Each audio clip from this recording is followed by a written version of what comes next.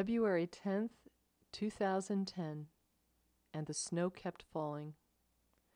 Kids came out to play, schools closed, and life went on as it hadn't in a long time.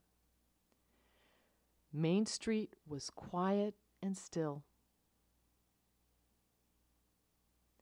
but you could hear shovels scraping sidewalks everywhere, and the DPW doing their work through the night. Fort Lee was transformed.